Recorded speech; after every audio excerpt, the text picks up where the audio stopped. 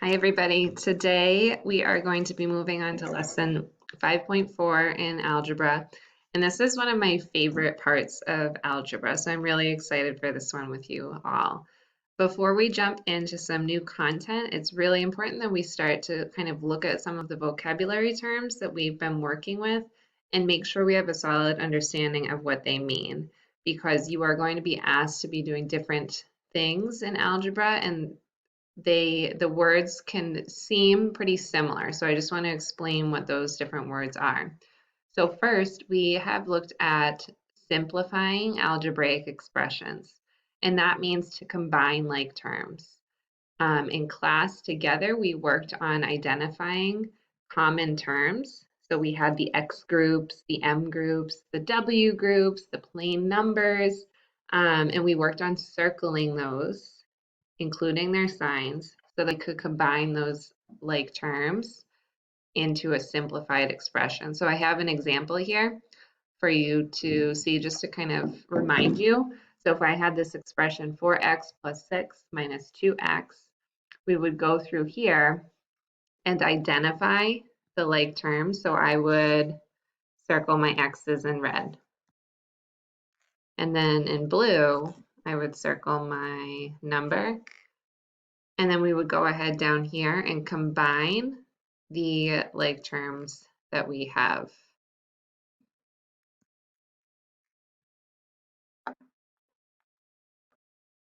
Now, to evaluate means to find the value of an expression when given the value of the variable. So an example that we have down here is find the value of x plus 5 when x equals 9. So when you are asked to evaluate, they're going to give you the value of the variable to plug into the expression. I didn't mention this before on our simplifying slide, but I would definitely be writing down these vocabulary terms and examples so that you have them to refer back to. If you need to, rewind back to the simplified to make sure you write that into your notes. Now, what we're going to be working on today is solving an algebraic expression. And it seems solving and evaluate, I feel like people can get confused. The main difference is when we're evaluating an expression, they give you the value of the variable and you're plugging it in. To solve, you have to try and figure out what is the value of the variable that will make the whole expression true. So you're trying to find out what is x or what is y. And there's a few different strategies that we're going to look at today to try and find out that value of the variable. Again, this is one of my favorite parts of algebra because it feels a lot like a puzzle. So if you're big into puzzles, you're going to love this.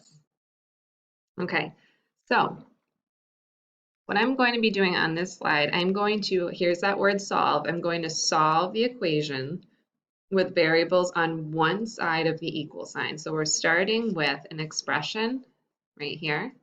5y minus 2 equals 13. And notice it only has one variable on the left-hand side of the equal sign. And what it's asking is, for what value of y will 5y minus 2 equals 13 be true? And what that means is we need to figure out what we can plug in right here for y that will make this side, let me underline it, that will make this side of the expression match this side. So what can I plug in for y that will make this side also equal 13? Now there's two different strategies that we can do to solve this. One of the strategies is to just simply guess and check. So plugging in any number for y that you think might fit and seeing if it works. So if I was to guess and check, so let's say I wanted to guess and see if number 2 worked for y. So I would just plug in 5. I know that when a number is right next to a variable, it's telling me to multiply. So 5 times 2 minus 2. So this is when I have y equals 2. What I'm going to do now is see if this equals 13. And if it is 13, then I know my answer is 2. If it's not, I'm going to adjust my guess. So let's see. So this would be 10. And then I'm going to bring down my minus 2. I get 8. Okay, so I wasn't quite there. So now I'm going to guess another number. Let's say if I had y equals 3. So I'm going to do the same thing. I'm going to plug in that 3 and see if I can get this side of the equation to match and be 13. So let's see, 5 times 3 minus 2. So I would get 15 when I multiply 5 times 3, take away that 2, and I get an answer of 13. So because that matches, I know I did this correctly, my guess was correct. The answer to this problem would be y equals 2. And again, this was our guess and check method, where I just started with any random number, I plugged it in, and I looked to see if it would match the other side of the equal sign. Next, we're going to look at a different method that you can have in your toolbox. Okay, so we just did the guess and check method, where I just kind of randomly chose a value for y to plug it in and see if I could match the left-hand side of the equal sign to be 13. That method can work for people. The only thing is that as you get into more complex expressions, it could get difficult. So I'm going to show you a different method that I think is kind of fun, almost like a puzzle. So to do this method, we're still looking for the value of y. So what I'm going to do is I'm going to rewrite my algebraic equation down here. And I would encourage you, like we would always do, jot down exactly how I am rating this problem in your notes. So if you need to pause the video, do so. Okay, so I have my problem. And when I'm trying to find out the value of y, the main goal is that you want to get y by itself on one side of the equal sign. Okay, so in order to do that, I need to think of how I can move everything else to the other side of the equal sign. So if we look at this expression here, here's my y. I need to find out how can I get this 2 and the negative to be over here, and how can I get this 5 to move over here to get the y by itself. Now, in order to do that, we need to talk a little bit about inverse operations. Okay, so inverse operations are operations that basically are going to make the numbers disappear. Okay, so I'm going to show you what I mean by inverse operations. So I'm going to type them right on the screen for you to jot in your notes. So inverse operations. And what I mean by the numbers are going to disappear, you're basically thinking, what if I have the number 5, what am I going to do to get rid of that 5? I would subtract it. So inverse operations, and write these down, are addition and subtraction. So if I have a positive number, to get rid of that positive number, I'm going to subtract it. If I have a negative number, to make that negative number disappear, I'm going to add that same number to it. And my second set of inverse operations are multiplication and division. And same thing. If I'm multiplying by something, to make it disappear and to get rid of it, I'm going to divide it. Okay? Now, I'm going to show you how we're going to use inverse operations to get this y all by itself. So, the goal, I want to get it alone. So what I'm going to do is I'm going to look at the left-hand side of the algebraic expression and see what I can move. And I'm going to start with this 2 right here. I have a negative 2. Now I'm going to look at my inverse operations. The opposite operation of subtraction is addition.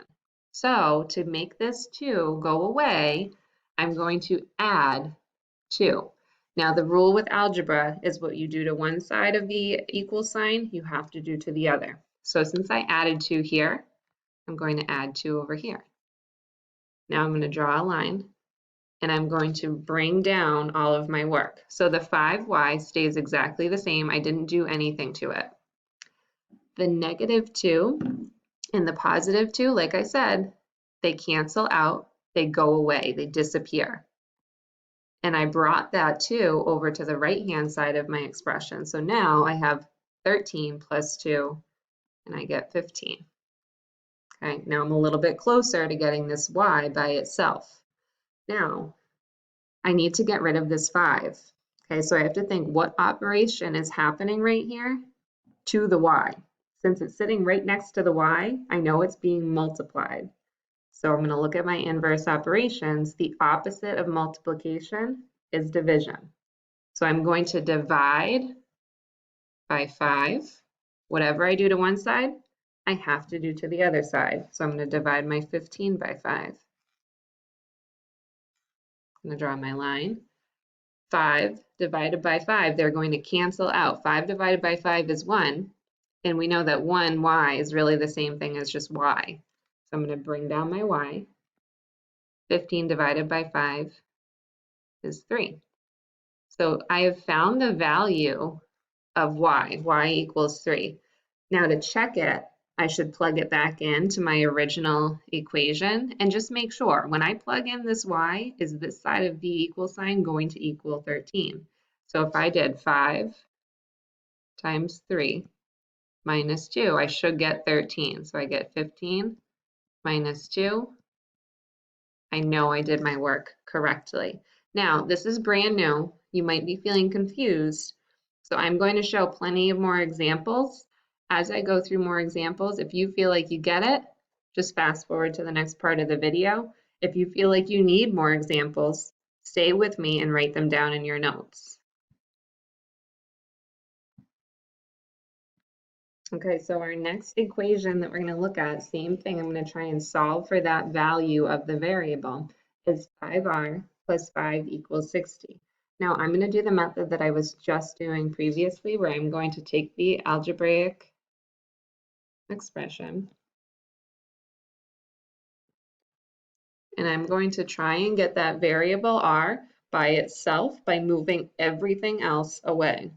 So just like before, write down this problem and write down every step that I do so you'll have examples to look at. Now, I want to get the r alone. So in order to do that, I'm going to start with this positive 5 and I'm going to move it using my inverse operations to the other side. So the opposite of adding 5 is subtracting 5. I'm going to subtract 5 here and subtract 5 here. Draw my line, bring down everything. The 5r stayed the same. 5 minus 5 cancels out, it's just 0. 60 minus 5, I get 55. Okay, now my next step to getting this r alone, 5 right now is being multiplied by the r, so I need to do the inverse, the opposite of multiplication, which is division. So I'm going to divide by 5 and then divide by 5. I'm going to draw my line.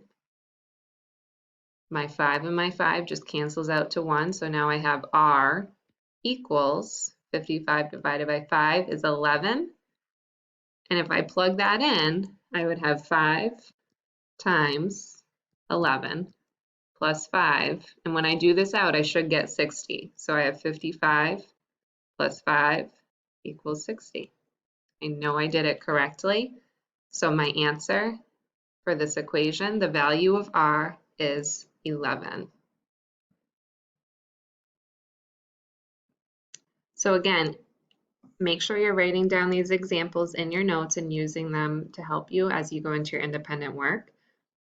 If you feel like you are still confused, I will be posting, there's going to be another video with more examples that I will walk through and show how to solve equations for the variable. So if you're still feeling confused, it's totally fine. This is brand new. But what I would encourage you to do is watch the second video and jot down those notes as well. The more you see these problems, the more you practice them, the more comfortable you'll get and the more familiar you'll get with this new content.